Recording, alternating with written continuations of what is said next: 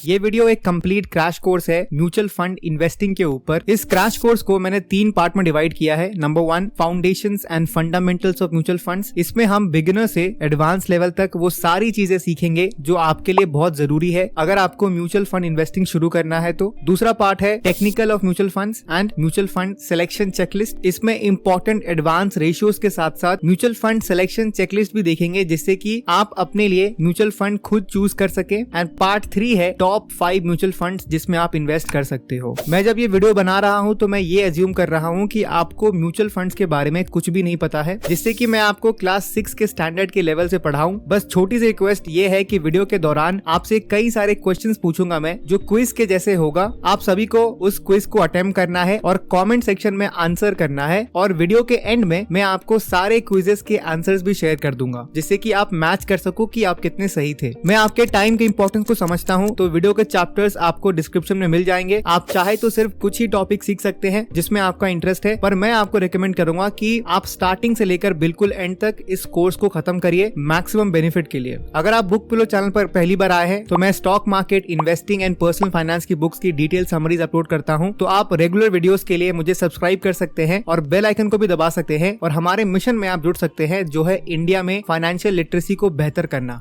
तो चलिए बिना टाइम वेस्ट किए इस क्रैश कोर्स को शुरू करते हैं। क्विज नंबर 1 है आपके लिए, what is the full form of SIP in the context of mutual fund. यानी म्यूचुअल फंड के कॉन्टेक्स्ट में SIP का फुल फॉर्म क्या है। A systematic income plan, B systematic investment plan, C systematic insurance plan या D systematic interest plan. Please comment में reply कीजिए। उम्मीद करता हूँ ऐसे ही आने वाले क्विजेस पर आप जरूर अटेम्प्ट करेंगे। तो चलिए पहले पार्ट पे आते हैं, foundations and fundamentals of mutual funds. इसमें हम 6 टॉपिक सीखेंगे। नंबर 1 म्यूचुअल फंड क्या होता है। Number 2 regular and direct mutual fund में क्या फर्क होता है। Number 3 AMC expense ratio, exit load and NAV क्या होता है। नंबर 4 NFO क्या होता है। Number 5 types of mutual funds and number 6 live tutorial जब आप पहली बार म्यूचुअल फंड सर्च करेंगे किसी भी इन्वेस्टिंग ऐप से तो कैसा रहेगा इंटरफेस। तो पहला टॉपिक है why mutual funds are great. India में मैक्सिमम लोगों के पास टाइम नहीं है इन्वेस्टिंग करने का। इन्वेस्टिंग यानी अपने पैसों से पैसे कमाना। एग्जांपल के लिए अगर आप किसी कंपनी की शेयर परचेज करते हैं या किसी कमर्शियल प्रॉपर्टी में इन्वेस्ट करते हैं जिसे इन्वेस्टिंग कहते हैं, तो आपका मेन गोल रहता है प्रॉफिट कमाने का। पर बहुत ज्यादा लोग अभी भी ऐसे हैं जो कुछ भी इन्वेस्ट नहीं करते हैं, उनका इंटरेस्ट भी नहीं है, यानी उनको मार्केट में क्या चल रहा है या कौन सा स्टॉक्स बेस्ट रहेगा, यूएस में क्या चल रहा है, ये सारी डेली इकोनॉमिक न्यूज पे ध्यान नहीं देना है क्योंकि उनके लाइफ में ऑलरेडी इतना सारा स्ट्रेस है, ऊपर से एक और स्ट्रेस अपने ऊपर लेना सही नहीं लगता उनको। तो इसका सोल्यूशन है mutual funds. So basically mutual funds companies क्या कहती हैं कि सर आप टेंशन मत लो, आप अपने काम पे ध्यान दीजिए या फिर पढ़ाई पे ध्यान दीजिए और हर महीने जितना आपसे हो सके आप हमें दीजिए, हम आपके बिहाफ में उन पैसों को इन्वेस्ट करके आपको बेटर रिटर्न्स कमा के देंगे और इस सर्विस के लिए आपको मिनिमम कॉस्ट लगेगा। तो म्यूचुअल फंड्स लोगों की बहुत बड़ी प्रॉब्लम को सॉल्व कर रहा है। म्यूचुअल फंड में आप 2 तरीकों से इन्वेस्ट कर सकते हैं। पहला है SIP यानी सिस्टमैटिक इन्वेस्टमेंट प्लान, जो कि क्विज 1 का भी आंसर है। अगर आपने ऑप्शन बी कमेंट किया है तो आपका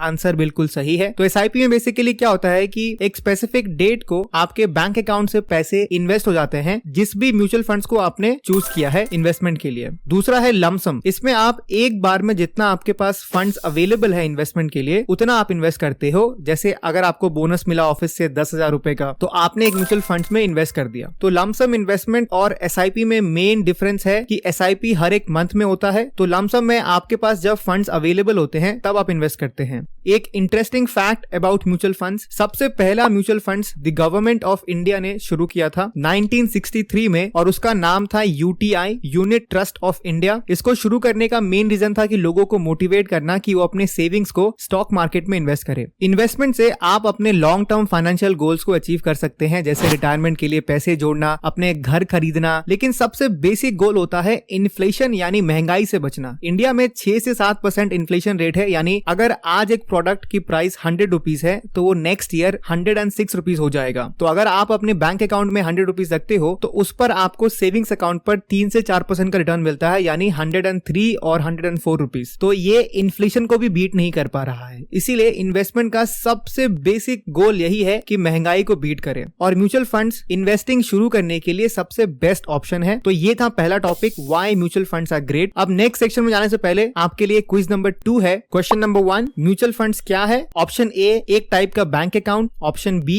एक तरीके का स्टॉक, या option C an investment vehicle that pools money from multiple investors to purchase a diversified portfolio of securities.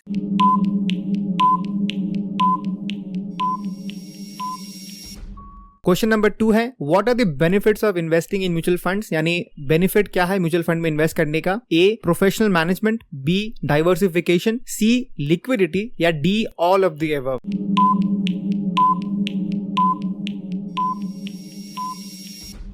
Question number 3 है, how are mutual funds different from individual stocks, यानी म्यूचुअल फंड्स इंडिविजुअल स्टॉक से कैसे different है? Option number A, mutual funds are less risky than individual stocks, यानी mutual funds कम risky है individual stock से। Option B, mutual funds offer more diversification than individual stocks, या option C, mutual funds are more expensive than individual stocks, यानी mutual funds ज्यादा महंगा है individual stock से, या option D, none of the above.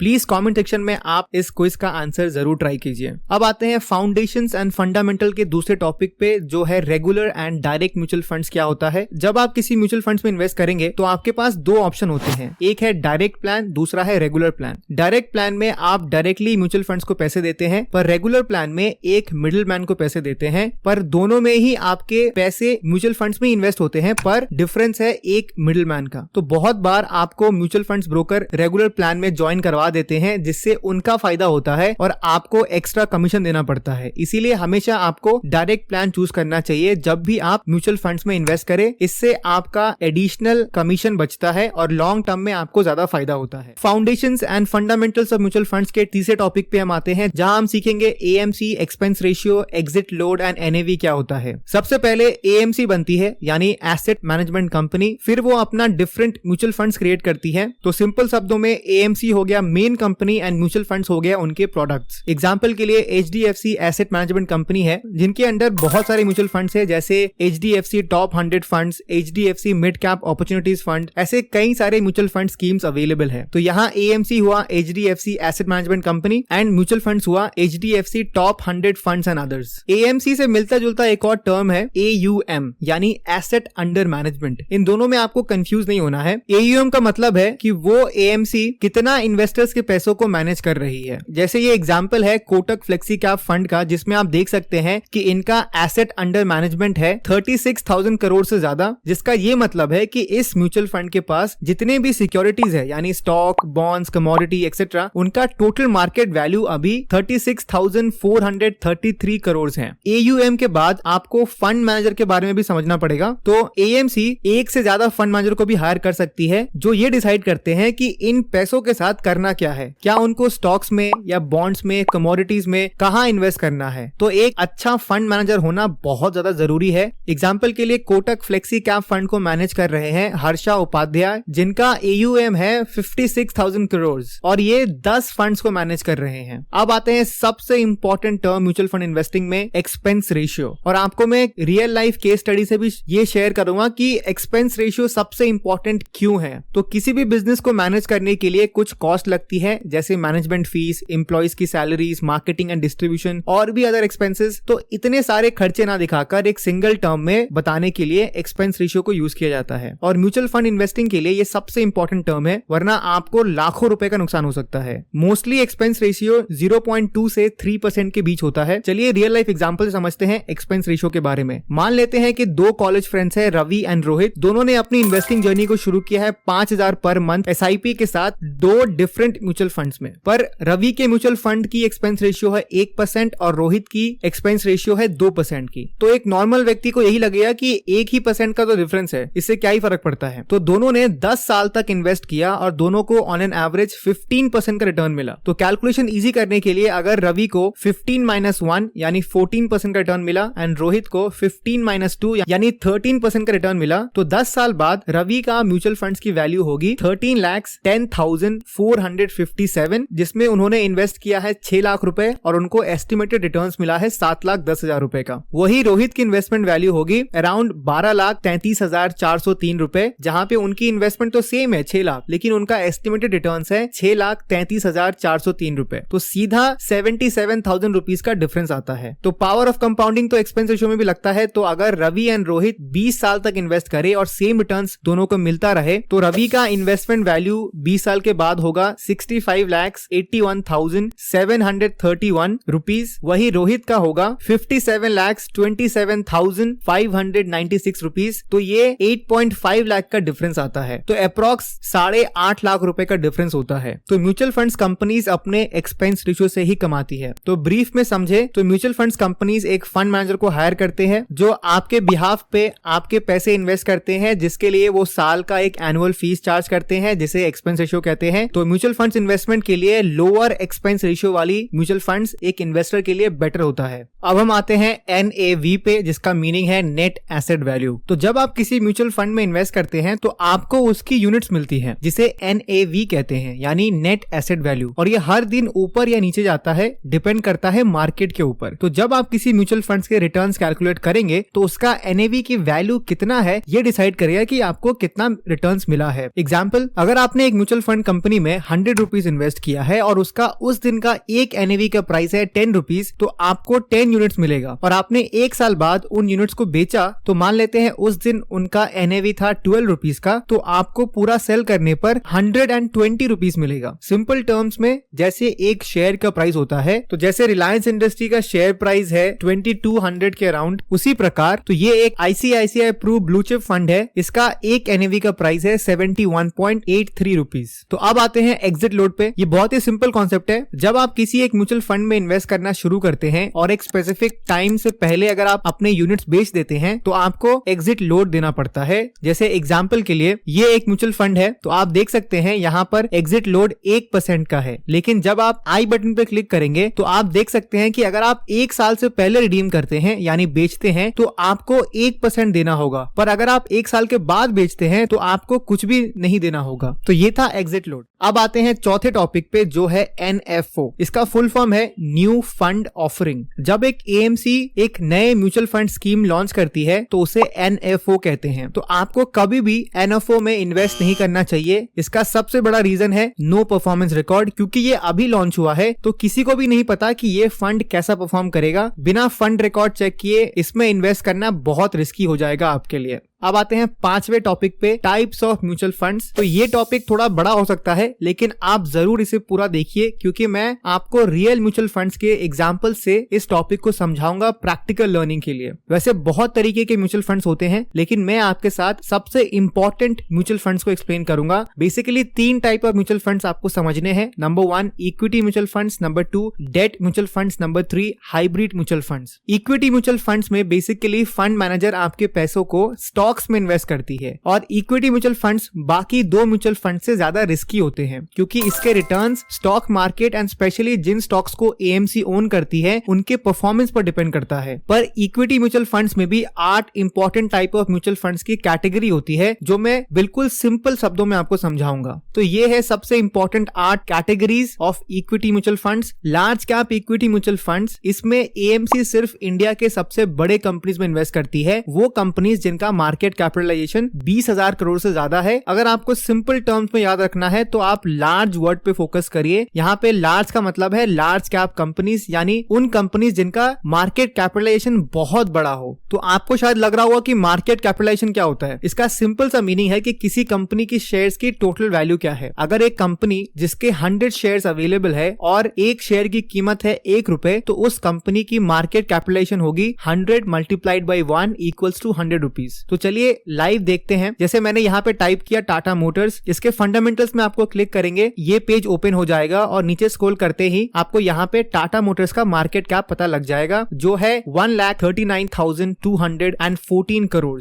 ये number कैसे आया? तो इनके जितने शेयर्स मार्केट में अवेलेबल है उससे मल्टीप्लाई किया गया है इसकी एक शेयर की वैल्यू को। तो आप ऊपर देख सकते हैं कि टाटा मोटर्स का एक शेयर की प्राइस है 419.15 रुपीज। बजाज फाइनेंस का मार्केट कैप है 3,50,000 53,149 करोड़, ब्रिटानिया का अराउंड 1 लाख करोड़। तो जिस कंपनी का मार्केट कैप 20,000 से ज्यादा है वो लार्ज कैप कंपनीज कहलाती है। आई होप आप मार्केट कैपिटलाइजेशन क्या होता है आपने ये समझ लिया होगा। चलिए एक रियल एग्जांपल समझते हैं large cap equity mutual funds के बारे में। मैंने एक म्यूचुअल फंड स्क्रीनर को यूज किया है और कैटेगरी में मैंने क्लिक किया है equity and then large cap fund को, तो ये कुछ रिजल्ट आया। इसमें सारे ही वो म्यूचुअल फंड्स है जो लार्ज कैप कंपनीज में इन्वेस्ट करते हैं। इसमें से मैंने एग्जांपल के लिए HDFC टॉप 100 फंड जिसका एक NAV है 770 रुपीज, तो उस पर मैंने क्लिक किया है और ये म्यूचुअल फंड कंपनी कौन से कंपनीज में इन्वेस्टेड है चलिए ये भी देख लेते हैं पोर्टफोलियो पे क्लिक करके। और नीचे स्क्रॉल करते ही आप देख सकते हैं कि ये म्यूचुअल फंड सिर्फ टॉप कंपनीज के शेयर्स को ओन करती है, जैसे ICICI बैंक लिमिटेड जिसमें इनकी होल्डिंग है 8.97%, HDFC बैंक जिसमें इनकी होल्डिंग है 8.84%, Reliance industries, Infosys limited, housing development finance corporation limited,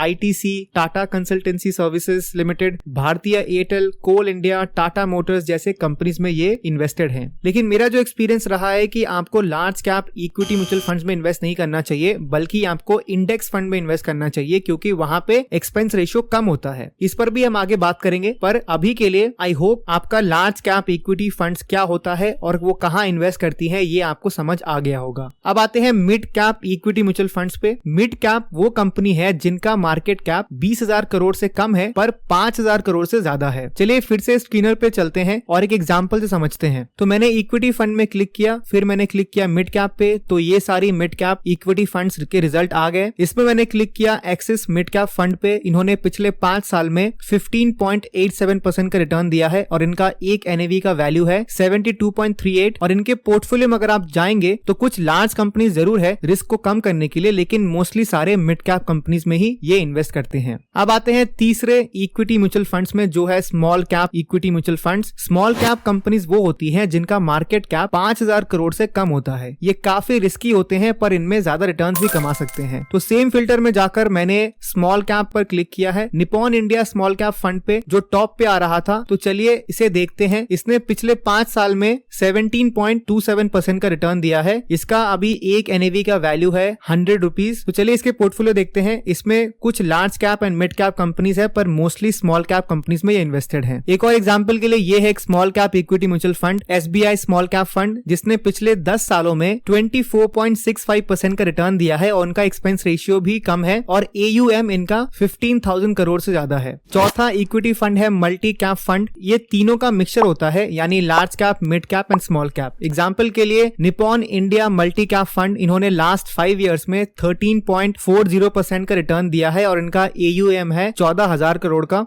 पांचवे type of equity mutual fund है फ्लेक्सी कैप म्यूचुअल फंड। ये भी एक तरीके का मल्टी कैप फंड ही है, लेकिन इसका फायदा ये है कि फंड मैनेजर के पास एक फ्लेक्सिबिलिटी है कि वो मार्केट कंडीशन को देखकर अपने होल्डिंग्स को रीबैलेंस करे। यानी अगर फंड मैनेजर को लगता है कि अभी स्मॉल कैप कंपनीज में ज्यादा इन्वेस्ट करना चाहिए बेटर रिटर्न्स के लिए, तो उनको ये पूरी आजादी है। ये फंड उनके लिए बेस्ट है जिनको ज्यादा रिस्क लेना है, स्पेशली अगर आपकी एज अभी 30 साल से कम है तो फ्लेक्सी कैप फंड बहुत अच्छा ऑप्शन हो सकता है आपके लिए। एग्जाम्पल के लिए ये है HDFC फ्लेक्सी कैप फंड। इन्होंने लास्ट 10 इयर्स में 14.73% का रिटर्न दिया है और इनका एक NAV का प्राइस है 1196 rupees. Sixth type of equity mutual fund है सेक्टर स्पेसिफिक फंड। ये म्यूचुअल फंड इन्वेस्ट करते हैं एक पर्टिकुलर सेक्टर में, जैसे टेक्नोलॉजी, हेल्थ या एनर्जी। ये बहुत रिस्की होता है, इसीलिए इसमें रिटर्न्स भी ज्यादा होता है। तो मैंने क्लिक किया है इक्विटी म्यूचुअल फंड। आप देख सकते हैं सेक्टर फंड में फार्मा एंड हेल्थ केयर है, कंजम्पशन है, इंफ्रास्ट्रक्चर है, सर्विस इंडस्ट्री है, बैंक एंड फाइनेंस है, टेक्नोलॉजी भी है। तो यहाँ मैंने इस टेक्नोलॉजी सेक्टर फंड पे क्लिक किया है। उसमें से फिर मैंने ICICI प्रू टेक्नोलॉजी फंड पे क्लिक किया है। तो आप देख सकते हैं इसका NAV है 141.18 रुपीज। सेम कैटेगरी फंड से इसने बेटर रिटर्न्स दिया है, एक्सपेंस रेशियो भी कम है, जिससे लॉन्ग टर्म में ज्यादा वेल्थ क्रिएट होगा। FD के रिटर्न से बेटर रिटर्न्स दिया है और इस म्यूचुअल फंड में कोई भी रेड फ्लैग नहीं है। लास्ट 10 सालों में जब से ये लॉन्च हुआ है अभी तक 21.38% का रिटर्न्स दिया है। AUM 9,000 करोड़ करोड़ का है और ये काफी रिस्की फंड भी है।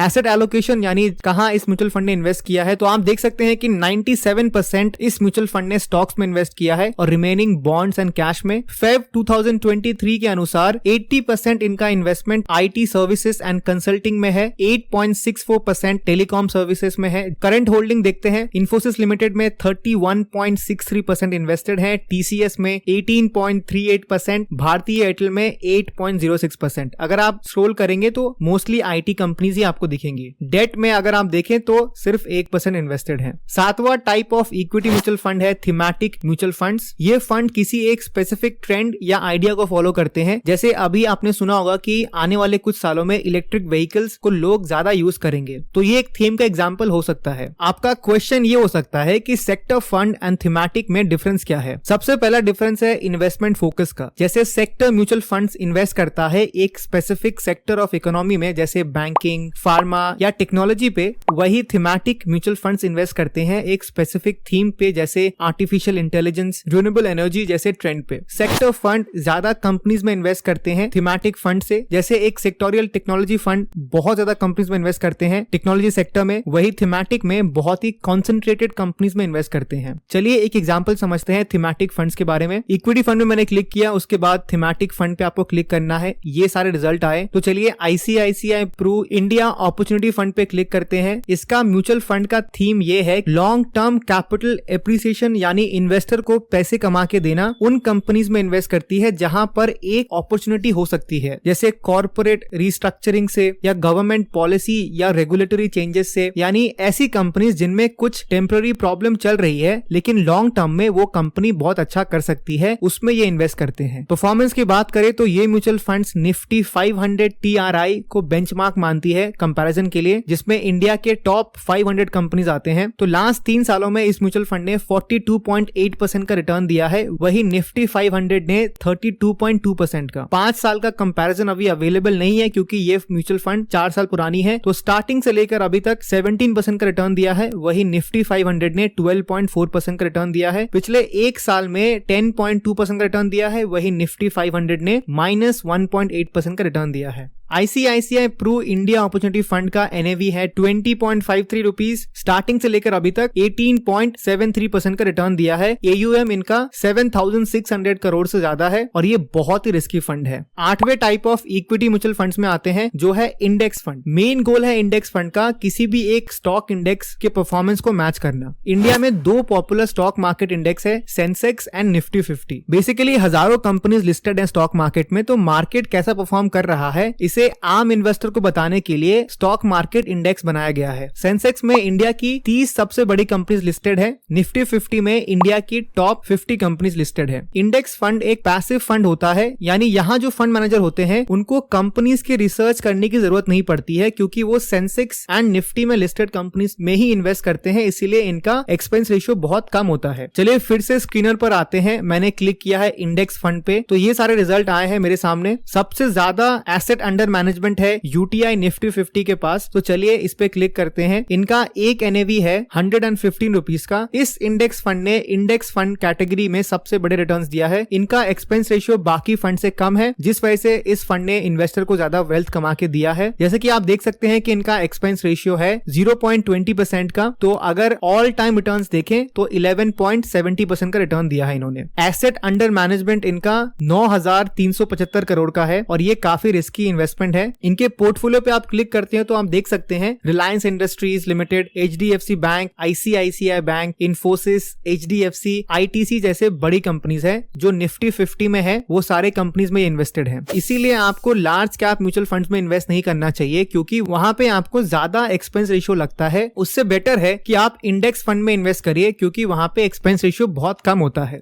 अगर आप चाहे तो मैं सिर्फ इंडेक्स फंड के ऊपर भी एक क्रैश कोर्स बना सकता हूं, तो कमेंट में आप जरूर लिखिए अगर आपको एक क्रैश कोर्स चाहिए इंडेक्स फंड इन्वेस्टिंग के ऊपर। तो अभी तक हमने इक्विटी म्यूचुअल फंड के सबसे important type of mutual funds category को कवर कर लिया है। Next type of mutual fund है डेट म्यूचुअल फंड्स, लेकिन उसमें जाने से पहले एक बहुत ही सिंपल सा क्विज है आप सभी के लिए जो आप सबको ट्राई करना है। तो क्विज नंबर 3 का पहला क्वेश्चन है, what is an equity mutual fund, यानी इक्विटी म्यूचुअल फंड क्या होता है। Option A, a mutual fund that invest in stocks and bonds. B, a mutual fund that invest only in stocks. Option C a mutual fund that invest only in bond.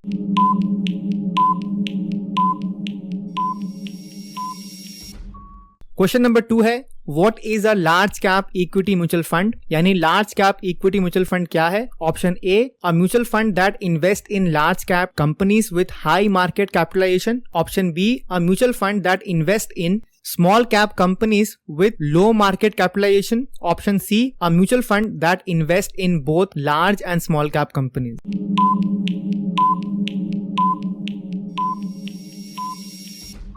Question number 3 है What is an index equity mutual fund? Option A a mutual fund that invest in specific index such as Sensex and Nifty. Option B है a mutual fund that invest in variety of stocks and bonds. या Option C a mutual fund that invest in specific sector such as technology.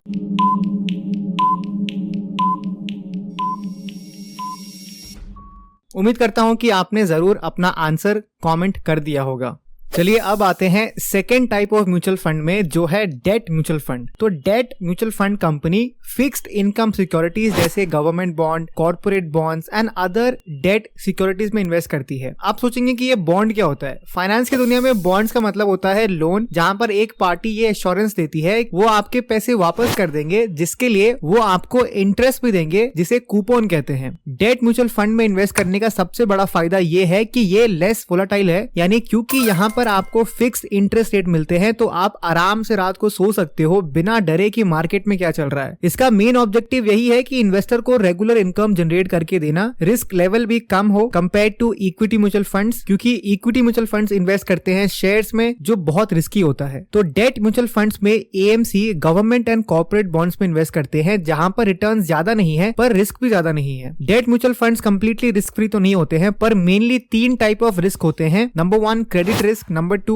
Liquid risk, number 3 interest rate risk. बिना बहुत ज्यादा theory में गए इन तीनों risk के बचने के लिए क्रेडिट रेटिंग एजेंसी हेल्प करती है हमें। तो कुछ ट्रस्टेड क्रेडिट रेटिंग एजेंसी की बात करें तो नंबर 1 है CRISIL rating limited, number 2 value research, number 3 Morningstar. Example के लिए मैंने यहाँ पे SBI लिक्विड फंड को लिया है। इनका एक NAV का प्राइस चल रहा है 3500 के अराउंड, और नीचे स्क्रॉल करते ही आप इनके करंट होल्डिंग्स देख सकते हैं, जिसमें से आप देख सकते हैं कि national bank of agriculture and rural development bond में इन्वेस्ट किया है, जो इनके टोटल होल्डिंग का 6.89% है। तो आप नीचे देख सकते हैं कि क्रिजिल A1+ लिखा हुआ है। इसका मतलब होता है कि इस बॉन्ड के इश्यूअर के पास बहुत अच्छी कैपेसिटी है लोन्स रीपेमेंट की, और ये आपको टाइमली पेमेंट भी करेंगे। SBI लिक्विड फंड का अगर आप ओवरऑल परफॉर्मेंस देखें तो इक्विटी म्यूचुअल फंड से बहुत कम है। लाइफ टाइम में इन्होंने 6.73% का रिटर्न दिया है, जो FD रेट से कम है, पर इनका रिस्क प्रोफाइल देखें तो बहुत ही कम रिस्की है ये। इसीलिए डेट म्यूचुअल फंड्स का ऑब्जेक्टिव रिस्क को कम से कम करना होता है। फॉर एग्जांपल अगर आपको 1 साल के लिए पैसे कहीं रखने हैं जहां पर आपको सेफ्टी चाहिए बहुत ज्यादा, तो 1 साल के लिए आप डेट म्यूचुअल फंड में इन्वेस्ट करिए, ना कि इक्विटी म्यूचुअल फंड्स पे। पर अगर आपका गोल 3 से 5 साल का है तो इक्विटी म्यूचुअल फंड्स आपके लिए सही रहता है। अब आते हैं तीसरे टाइप ऑफ म्यूचुअल फंड, जिसका नाम है हाइब्रिड म्यूचुअल फंड्स। ये equity and date mutual fund का मिक्स फंड होता है। जिन इन्वेस्टर को थोड़ा रिस्क लेना है पर साथ ही साथ अपने पैसों को भी सेफ रखना है, उनके लिए हाइब्रिड म्यूचुअल फंड्स बहुत अच्छा ऑप्शन हो सकता है। चलिए इसका भी रियल लाइफ एग्जांपल देखते हैं। मैंने कैटेगरी में सेलेक्ट किया है हाइब्रिड फंड्स। तो SBI लिक्विड हाइब्रिड फंड को देखते हैं। पिछले 10 सालों में इस फंड ने 13.80% का रिटर्न दिया है। हाइब्रिड फंड कैटेगरी में इस फंड ने सबसे अच्छा परफॉर्म किया है। एक्सपेंस रेशियो कम है, जैसा कि आप देख सकते हैं 0.79% का है। अगर आप इनका इन्वेस्टमेंट पोर्टफोलियो देखें तो आप देख सकते हैं कि गवर्नमेंट सिक्योरिटीज में इनका अभी इन्वेस्टमेंट है 17.64% का, प्राइवेट बैंक में 16.77% का, फार्मा में 7.10%। दिसंबर 2021 में इन्होंने सिर्फ अपने पोर्टफोलियो का 3% ही इन्वेस्ट किया था, और अभी फरवरी में ये 17.64% गवर्नमेंट सिक्योरिटीज में इन्वेस्ट कर रहे हैं। इनका इक्विटी पोर्टफोलियो कुछ इस तरीके का है और डेट एंड बॉन्ड्स कुछ इस तरीके का दिखता है। अब आते हैं टॉपिक नंबर 6 पे, जहां पर आप अगर पहली बार कोई ऐप यूज करेंगे म्यूचुअल फंड्स को चेक करने के लिए, तो कुछ आपको इस तरीके का इंटरफेस दिखेगा। मैंने अपने एंजल वन अकाउंट पर लॉगिन कर लिया है। है तो आपको म्यूचुअल फंड्स पे क्लिक करना है। उसके बाद आपको कुछ ऑप्शंस मिलते हैं जैसे SIP विद 100, यानी आपको सिर्फ 100 रुपीज पर मंथ से भी आप शुरू कर सकते हैं। SIP with 500 rupees, high returns जहां पर आपको ज्यादा रिटर्न्स मिलेंगे, और भी कुछ ऑप्शंस अवेलेबल है। तो चलिए हाई रिटर्न्स पे क्लिक करते हैं। तो ऑटोमेटिकली जिन म्यूचुअल फंड्स ने लास्ट 3 से 5 सालों में सबसे बेस्ट रिटर्न्स दिया है उसका लिस्ट आपके सामने आ जाता है। मैंने फर्स्ट म्यूचुअल फंड पे क्लिक किया है जिसका नाम है quant small cap fund growth direct plan, और इस म्यूचुअल फंड ने लास्ट 3 सालों में 63.95% का रिटर्न दिया है और लास्ट 5 सालों में 23.47% का रिटर्न दिया। तो अगर हम ऑल टाइम पे क्लिक करें तो 15.36% का रिटर्न दिया है। जनवरी 2013 में इस फंड की शुरुआत हुई थी, तब इनका एक NAV का प्राइस था 34.11 रुपीज। अभी 17 मार्च में इनका एक NAV का प्राइस है 146.45 रुपीज। मिनिमम SIP आप 1000 रुपीज से शुरू कर सकते हैं। अगर आपको वन टाइम इन्वेस्टमेंट करना है तो आप मिनिमम 5000 रुपए इन्वेस्ट कर सकते हैं। तो यहाँ पे एक रिटर्न कैलकुलेटर दिया हुआ है जहां पर आप देख सकते हैं कि 5000 अगर आपने SIP किया होता 5 साल पहले तो टोटल इन्वेस्टमेंट होता 3 लाख रुपए का, उस पर आपने 18 लाख रुपए का रिटर्न कमाया होता, तो टोटल वैल्यू अराउंड 21 लाख रुपए होते हैं आपके पास। वही अगर आपने 1 लाख रुपए इन्वेस्ट किया होता वन टाइम 5 साल पहले तो वो आपको 10,84,426 रुपीज का रिटर्न मिलता। इससे टोटल वैल्यू बनता आपका 11,84,426 रुपीज। एसेट अंडर मैनेजमेंट इस कंपनी के पास है 3,310.73 करोड़। एक्सपेंस रेशियो इनका 0.64% का है। एग्जिट लोड कंपनी का 1% का है अगर आप 1 साल से पहले इनके फंड्स को बेचते हैं, लेकिन अगर आप 1 साल के बाद बेचते हैं तो आपको कोई भी एग्जिट लोड नहीं लगता है। टैक्स के बारे में बात करें तो जब आप 1 साल से पहले अपना फंड रिडीम करते हैं तो जो आपको एग्जिट लोड लगने वाले हैं 1% का वो लगेगा, और साथ ही साथ जितना भी आपको प्रॉफिट मिला है उस पर 15% का टैक्स लगेगा। पर अगर आपने 1 साल बाद रिडीम किया है तो आपको कोई भी एग्जिट लोड नहीं लगेगा। अगर आपका प्रॉफिट 1 लाख से ज्यादा है तब आपको 10% का टैक्स देना होगा। इस म्यूचुअल फंड में पैसे इन्वेस्ट करना बहुत रिस्की है क्योंकि ये स्मॉल कैप कंपनीज में इन्वेस्ट करते हैं। ओवरऑल रेटिंग इनकी 4 की है और इस फंड के फंड मैनेजर है संजीव शर्मा, फरवरी 2018 से। फंड की होल्डिंग्स में आप देख सकते हैं 9.53% ITC में इन्वेस्टेड है, 5.72% जिंदल स्टेनलेस में इन्वेस्टेड है, 5.33% RBL बैंक में इन्वेस्टेड है। अदर होल्डिंग्स में आप देख सकते हैं तो रिलायंस इंडस्ट्रीज में 4.39%, बीकाजी फूड्स पे 4%, इसी तरह ये स्मॉल कैप कंपनीज में इन्वेस्टेड है। आप म्यूचुअल फंड इन्वेस्टिंग के लिए कोई भी ऐप यूज कर सकते हो। वैसे बेस्ट ऐप का लिंक मैंने डिस्क्रिप्शन में दे दिया है तो उसे भी आप चेक कर सकते हैं। तो हमने अभी फाउंडेशंस एंड फंडामेंटल्स और म्यूचुअल फंड्स को कवर कर लिया है। अगर आप अभी तक ये वीडियो देख रहे हो तो प्लीज इस वीडियो को लाइक करिए, इससे मुझे मोटिवेशन मिलती है कि मैं ऐसे ही डिटेल वीडियोस आपके लिए ला सकूं। अब हम आते हैं technical of mutual fund topic पे। इसमें हम कुल 5 इंपॉर्टेंट रेशियोज को समझेंगे जिससे कि आप किसी भी म्यूचुअल फंड की परफॉर्मेंस को खुद ही एनालाइज कर पाएंगे और खुद ये डिसाइड कर पाएंगे कि ये म्यूचुअल फंड कंपनी इन्वेस्टमेंट के लिए सही रहेगा या नहीं। एक इंपॉर्टेंट रेशियो हमने ऑलरेडी कवर कर लिया है foundations and fundamentals of mutual fund part में, जो है एक्सपेंस रेशियो का, जो बेसिकली एनुअल फीस जो म्यूचुअल फंड्स कंपनी अपने इन्वेस्टर से चार्ज करती है। तो पहला इंपॉर्टेंट रेशियो है portfolio turnover ratio. Portfolio turnover ratio का मतलब होता है कि कितनी बार AMC ने अपने होल्डिंग को बेचा एंड खरीदा है 1 साल में। अगर हाई टर्नओवर रेशियो है इसका मतलब होता है कि AMC बहुत एक्टिवली ट्रेडिंग कर रही है एंड बार बार अपने होल्डिंग्स को चेंज कर रही है। सिमिलरली अगर AMC का लो पोर्टफोलियो टर्नओवर है तो इसका ये मतलब होता है कि वो पैसिव इन्वेस्टमेंट स्ट्रैटेजी को यूज कर रही है। बेसिकली वो अपने पोर्टफोलियो को लंबे समय तक होल्ड कर रही है। एग्जाम्पल के लिए मैंने ICICI prudential mid cap fund को लिया है। अभी मैं moneycontrol.com के वेबसाइट पे हूं, तो जैसे ही आप नीचे स्क्रॉल करेंगे तो आप यहां देख सकते हैं कि पोर्टफोलियो टर्नओवर रेशियो है 79% का और कैटेगरी एवरेज है 53.42% का। तो ये 79% का ये मतलब है कि अगर मान लीजिए ICICI प्रूडेंशियल के पास 100 करोड़ की शेयर्स थी साल के शुरुआत में, तो साल के अंत तक उन्होंने 79 करोड़ की शेयर्स को बेचकर नए शेयर्स लिए हैं। सिंपल शब्दों में समझाऊं तो अगर पोर्टफोलियो टर्नओवर रेशियो ज्यादा होगा इससे एक्सपेंस रेशियो भी बढ़ जाएगा, क्योंकि फंड मैनेजर ज्यादा ट्रेड कर रहे हैं तो इससे ब्रोकरेज फीस भी हाई होगी और भी जो अदर एक्सपेंसेस है वो भी बढ़ जाएगा। पर अगर पोर्टफोलियो टर्नओवर रेशियो कम है तो इसका ये मतलब है कि वो ज्यादा ट्रेड नहीं कर रहे हैं, जिस वजह से ब्रोकरेज एंड अदर एक्सपेंसेस नहीं लगता है, तो एक्सपेंस रेशियो भी कम होता है।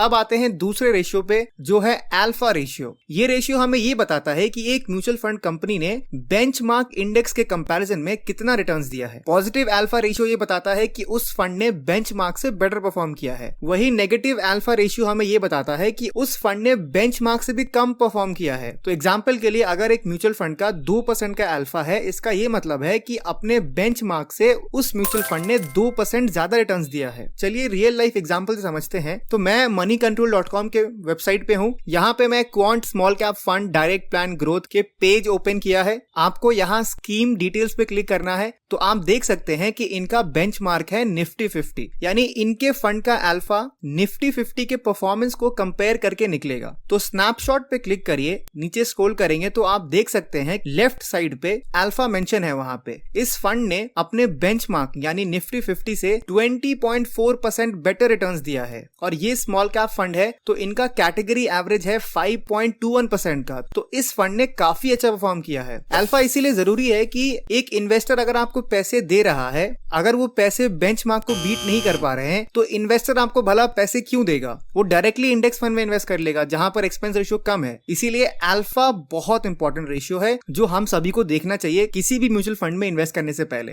तीसरा इंपॉर्टेंट रेशियो है बीटा रेशियो। बीटा रेशियो हमें किसी भी म्यूचुअल फंड की वोलाटिलिटी के बारे में बताता है। चलिए इसे सिंपल शब्दों में समझते हैं। बीटा अगर 1 है, एग्जांपल के लिए निफ्टी 50 1% से बढ़ता है तो ये म्यूचुअल फंड भी 1% से बढ़ेगा। लेकिन अगर बीटा 1.2% है, इसका ये मतलब है कि अगर बेंचमार्क 1% से बढ़ेगा तो ये म्यूचुअल फंड 1.2% से बढ़ेगा। वही अगर बेंचमार्क -1% से गिरेगा तो ये म्यूचुअल फंड -1.2% से गिरेगा। हायर बीटा हमें ये बताता है कि एक म्यूचुअल फंड बहुत रिस्की है मार्केट के परफॉर्मेंस से। वही लोअर बीटा का ये मतलब है कि म्यूचुअल फंड कम रिस्की है। एग्जांपल के लिए जैसे ये क्वांट स्मॉल कैप फंड है, इनका बीटा देखते हैं। आपको नीचे स्क्रॉल करना है, रिस्क रेशियोज में आप देख सकते हैं कि ये म्यूचुअल फंड का बीटा रेशियो है 0.93 का। वही कैटेगरी एवरेज है 0.81 का, यानी 0.93 बीटा रेशियो का मीनिंग ये है कि ये थोड़ा लेस वोलाटाइल है मार्केट बेंचमार्क से, और कैटेगरी एवरेज जो 0.81 का है वो इससे भी कम वोलाटाइल है। तो बीटा हमें ये बताता है कि एक म्यूचुअल फंड मार्केट बेंचमार्क से कितना ज्यादा वोलाटाइल है, पर वो इंडिविजुअली कितना वोलाटाइल है उसके लिए हमें चौथे रेशियो को समझना पड़ेगा, जो है स्टैंडर्ड डेविएशन रेशियो। इसका थ्योरी बहुत कॉम्प्लिकेटेड है, लेकिन इसे मैं आपको बहुत ही सिंपल एग्जाम्पल से समझाता हूँ। अगर मान लीजिए एक म्यूचुअल फंड ने 5 साल में 10% का रिटर्न दिया है और उसका स्टैंडर्ड डेविएशन है 2% का, तो इस म्यूचुअल फंड ने रिटर्न्स दिया है 10+2 एंड 10-2 के रेंज में।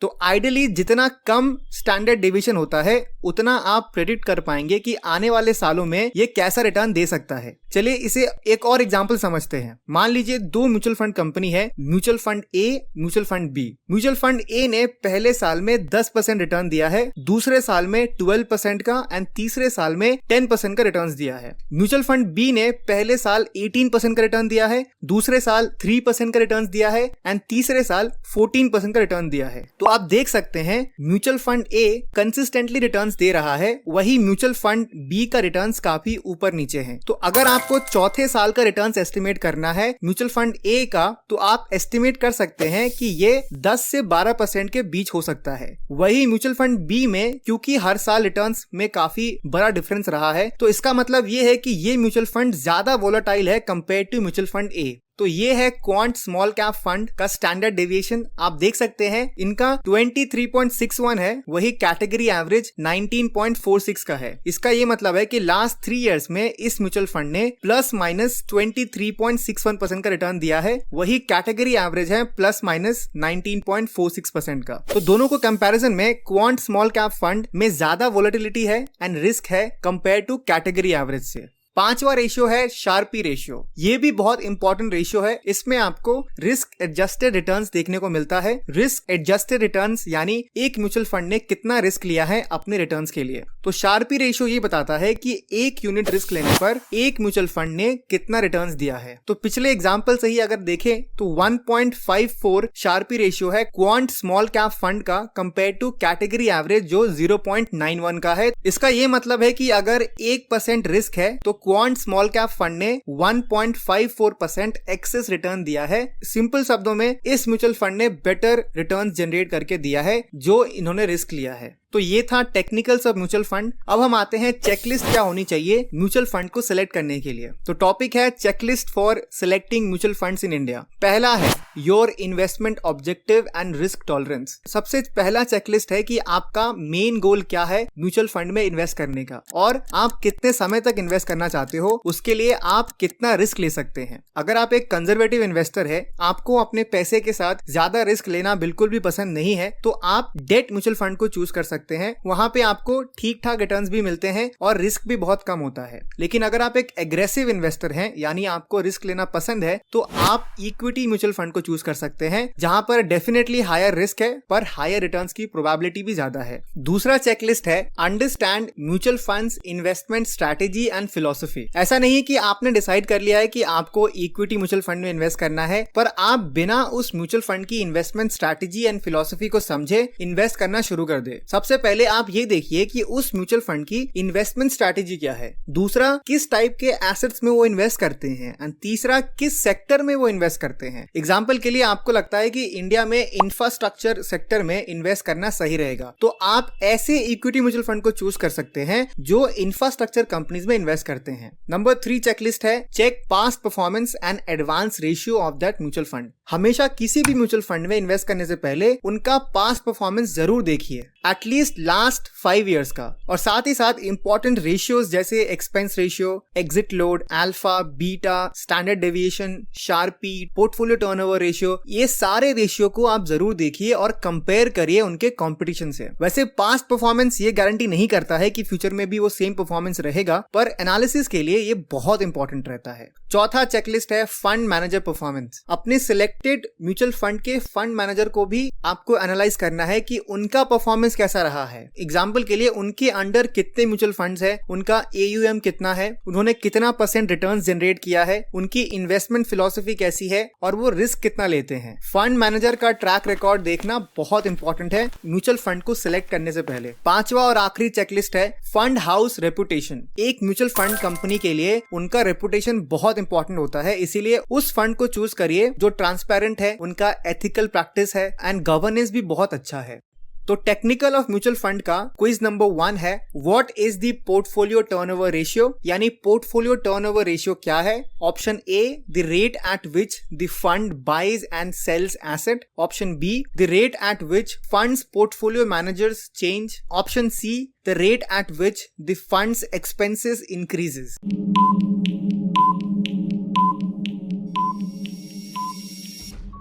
क्वेश्चन नंबर 2 है what is the alpha ratio. Alpha ratio क्या है। Option A a measure of a fund's risk adjusted performance. Option B a measure of a fund's portfolio turnover. Option C a measure of fund's expenses.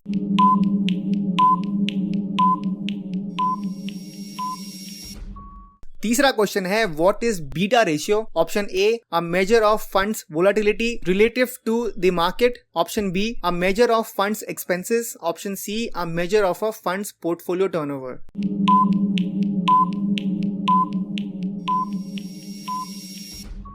उम्मीद करता हूं कि आप सब इन questions को attempt जरूर करेंगे। अगर आपको कोई डिफिकल्टी होती है तो आप टेक्निकल्स ऑफ म्यूचुअल फंड्स को आप फिर से देख सकते हैं एंड फिर इन क्वेश्चंस को आप अटेम्प्ट कर सकते हैं। अब आते हैं फाइनल पार्ट जो है टॉप 5 म्यूचुअल फंड्स। डिस्क्लेमर आप सभी के लिए यही है कि मैं आपको ये म्यूचुअल फंड्स रेकमेंड नहीं कर रहा हूं। ये 5 म्यूचुअल फंड्स सिर्फ और सिर्फ एजुकेशन पर्पस के लिए डिस्कस किया जा रहा है। आप इन्वेस्टमेंट करने से पहले जरूर खुद का रिसर्च करें या किसी सर्टिफाइड फाइनेंशियल एक्सपर्ट से कंसल्ट जरूर कर ले। तो सबसे पहला म्यूचुअल फंड है number 1 UTI Nifty 50 index fund direct growth plan. ये एक म्यूचुअल फंड स्कीम है जिसे डिजाइन किया गया है निफ्टी 50 इंडेक्स को ट्रैक करने के लिए। जैसे कि हमने सीखा है इस वीडियो में, निफ्टी 50 NSE का बेंचमार्क है जिसमें इंडिया के top 50 large cap companies listed हैं। तो UTI Nifty 50 index fund same stocks में इन्वेस्ट करती है जो निफ्टी 50 के इंडेक्स में है और सेम प्रोपोर्शन से भी वो इन्वेस्ट करते हैं। इससे इन्वेस्टर को सिमिलर रिटर्न्स मिलता है निफ्टी 50 इंडेक्स से। UTI निफ्टी 50 इंडेक्स फंड एक पैसिव इन्वेस्टमेंट प्रोडक्ट है है, यानी buy and hold strategy with minimum portfolio turnover. इसका एक्सपेंस रेशियो भी बहुत कम होता है compare to actively manage fund से। अगर आप इसमें इन्वेस्ट करते हैं तो आपको एक्सपोजर मिलता है टॉप 50 लार्ज कैप कंपनीज में इन्वेस्ट करने का, एंड बिना किसी इंडिविजुअल स्टॉक्स को खरीदे।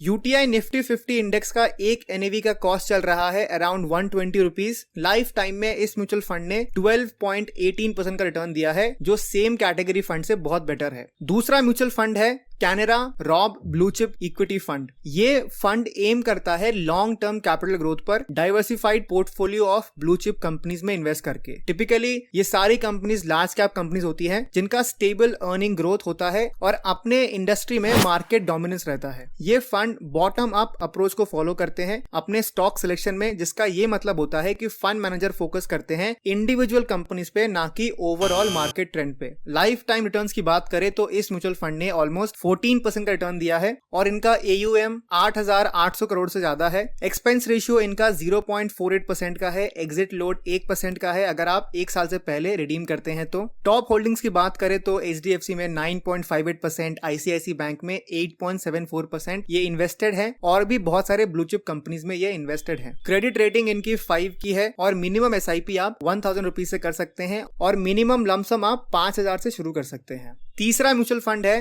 पराग पारिक फ्लेक्सी कैप फंड। ये म्यूचुअल फंड इन्वेस्ट करता है डाइवर्सिफाइड पोर्टफोलियो ऑफ स्टॉक्स में, यानी large cap, mid cap and small cap companies में। इस फंड की इन्वेस्टमेंट फिलॉसफी है वैल्यू इन्वेस्टिंग प्रिंसिपल पे and long term wealth creation पे। तो ये फंड उन कंपनीज को ढूंढती है जिनके पास एक स्ट्रॉन्ग फंडामेंटल्स हो, एक सस्टेनेबल कॉम्पिटिटिव एडवांटेज हो और साथ ही साथ टैलेंटेड मैनेजमेंट हो, जिससे वो स्टॉक लॉन्ग टर्म तक कंसिस्टेंट रिटर्न दे सके। ऑल टाइम रिटर्न्स की बात करें तो 18% का रिटर्न रहा है इनका, और इनका AUM 31,000 करोड़ से ज्यादा है। ये इंडियन कंपनीज के साथ साथ ग्लोबल कंपनीज में भी इन्वेस्ट करते हैं, जैसे Amazon, Microsoft, Meta and alphabet में। इस फंड ने सेम कैटेगरी से बहुत अच्छा रिटर्न्स दिया है। इनका एक्सपेंस रेशियो कम है, जिससे लॉन्ग टर्म में इन्वेस्टर का वेल्थ बढ़ेगा, और इस फंड में कोई मेजर रेड फ्लैग नहीं है। चौथा म्यूचुअल फंड है axis mid cap direct growth fund. ये फंड भी एम करता है लॉन्ग टर्म कैपिटल ग्रोथ के ऊपर, और ये मोस्टली मिड कैप कंपनीज में इन्वेस्ट करते हैं। एक्सिस मिड कैप फंड ने ऑल टाइम में ऑलमोस्ट 18% का रिटर्न दिया है और इनका AUM 19,000 करोड़ से ज्यादा है। सेम कैटेगरी फंड में इन्होंने बहुत अच्छा रिटर्न दिया है। इनका एक्सपेंस रेशियो कम है और कोई